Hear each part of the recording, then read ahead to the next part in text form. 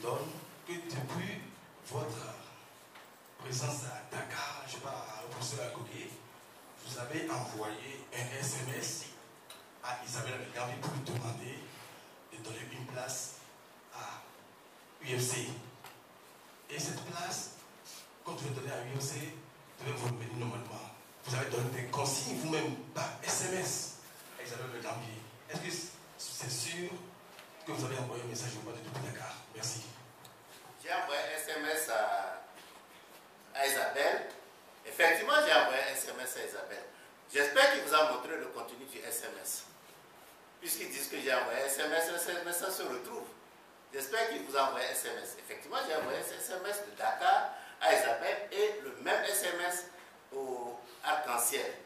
Qu'est-ce que je disais en grosso modo? C'est que, selon des indiscrétions, UNIL serait prêt, ne va pas céder sur la position concernant l'UFC. Donc, ne va pas céder sur la position de l'UFC. Ils sont prêts à avoir le même comportement que dans le cadre de l'élection du bureau de l'Assemblée nationale. Bonne chance, je me suis arrêté là. Point. Demandez à voir le SMS. C'est tout ce que j'ai dit. J'ai eu une information. J'ai dit selon les indications, UNIR va avoir le même comportement que durant le cadre de l'élection du bureau de l'Assemblée nationale si nous maintenons notre position concernant l'UFC. Point. Et puis j'ai ajouté bonne chance. C'est une information que je donne. Je n'ai jamais dit donner une place à l'UFC. Je n'ai pas dit prenez notre place de la dit dans la CENI pour donner à l'UFC. J'espère que je suis correct, clair là-dessus. Vous pouvez voir et Isabelle Amigavi et Kissi Jean, à qui j'ai envoyé le même message. Kissi Jean a eu l'amabilité d'accuser réception de mon message, mais jusqu'à présent, je ne savais pas que Isabelle a eu mon message. Ma question est toute simple. Qu'est-ce qui explique l'absence du secrétaire général Alphonse Koro au cours de cette conférence de presse ce matin? Ça c'est un. Deux. Je voudrais aller dans le même sens que vous, Révolution. Qu'est-ce qui vous a motivé, si c'est vrai, à donner la consigne selon laquelle il fallait remettre un siège à l'UFC, quand bien même vous contestez tous le fait qu'on ne peut en aucun cas être de l'opposition et du parti au pouvoir? Si effectivement c'est vrai, l'absence du secrétaire général, si je veux revenir là-dessus, ici aujourd'hui ne démontre pas qu'il y a une certaine désunion entre les membres du bureau. Voilà. Merci. Ça, je ne peux pas répondre à cette question. Vous voyez, on caractérise l'USG comme le plus ANC de l'ADI. Il y a des gens du parti qui sont plus proches ou bien qui s'entendent mieux avec d'autres partis politiques. Moi, en tant que premier responsable du parti, je trouve que c'est bon, une diversité, qu'on puisse discuter. Donc, pour moi, ça ne gêne pas. Il est informé de la conférence de presse. S'il veut, il était libre de venir ou pas. Vous voyez, il y a certains qui ne sont pas là.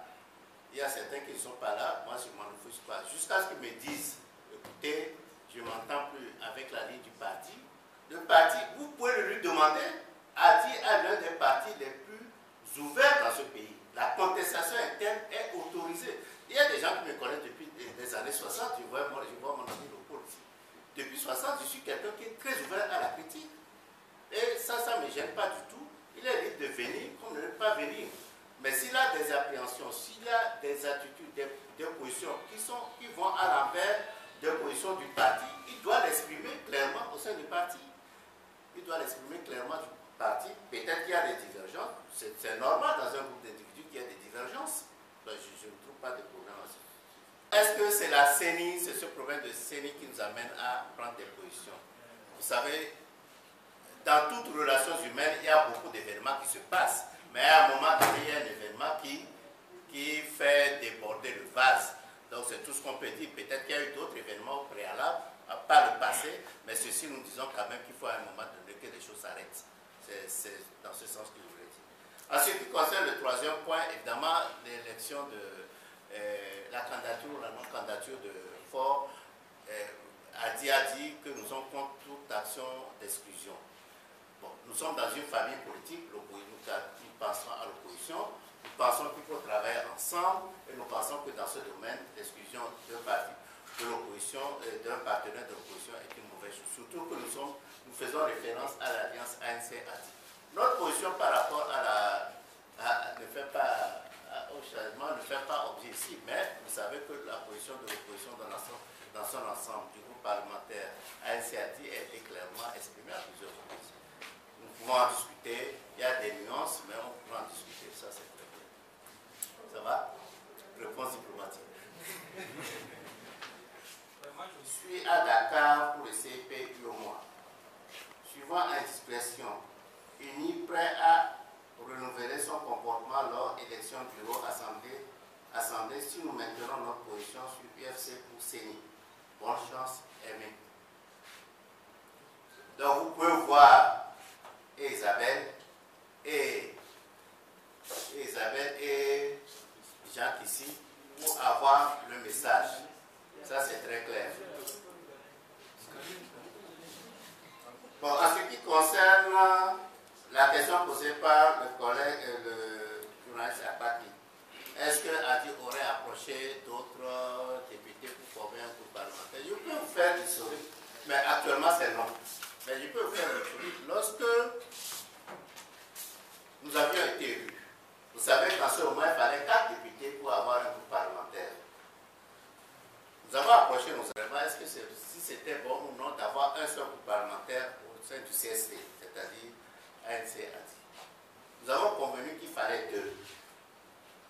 Mais 2, c'est compliqué puisque nous avons 3 députés, pour qu'un député quitte ANC pour venir nous aider, pour conformer un groupe parlementaire, puisqu'on serait alors 4, il fallait qu'il démissionne de son parti politique pour venir nous rejoindre. Nous avons trouvé que c'est un peu compliqué. Et ensemble, on a convenu que peut-être il fallait approcher notre sœur de sursaut national. Nous avons entrepris les démarches, malheureusement, on a porté le nombre de députés à 9. On s'est réunis au CSC, les gens demandaient il faut que nous approchions l'arc-en-ciel pour former un groupe parlementaire à l'arc-en-ciel. Je leur ai répondu, vous pouvez demander à Jean-Pierre Fabre, il était là. Les autres membres du CSC, je leur ai dit, comment nous allons courir pour aller avec l'arc-en-ciel former un groupe parlementaire alors que nous sommes différents?